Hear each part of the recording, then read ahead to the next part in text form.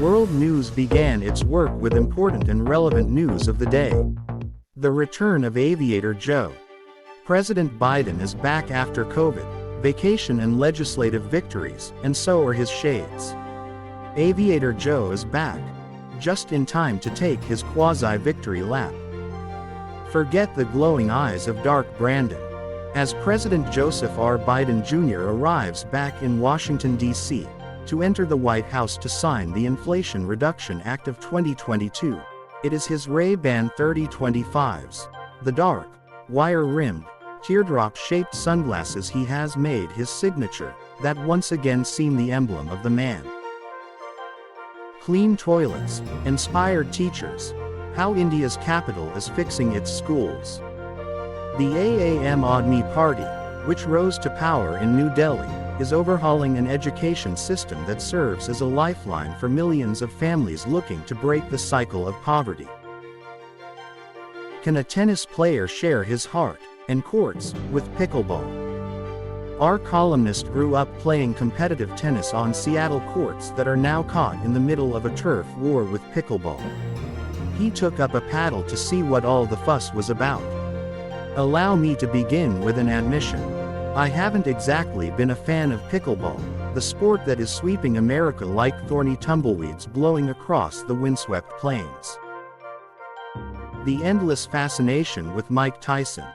A book of photos from early in Tyson's boxing career shows the buildup that helped fuel interest in the talented but troubled heavyweight. That a new Mike Tyson project hits stores this summer should not surprise us.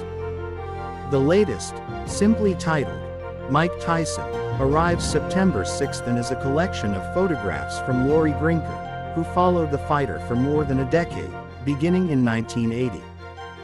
Next week, Hulu is set to begin its biographical series titled Mike, a dramatized retelling of the former heavyweight champion's life in the spotlight.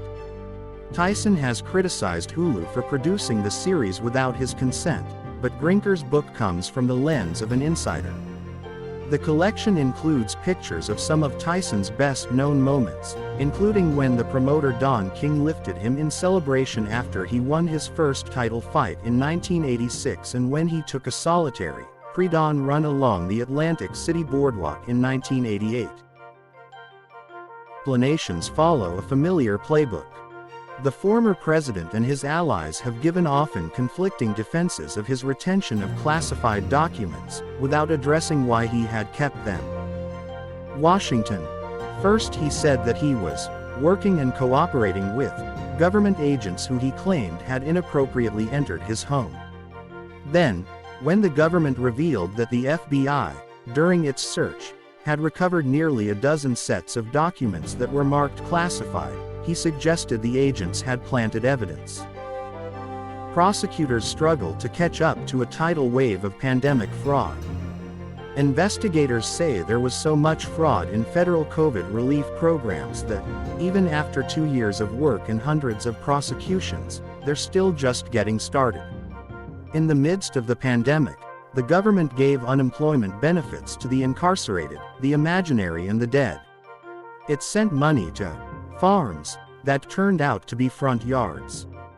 It paid people who were on the government's do not pay list.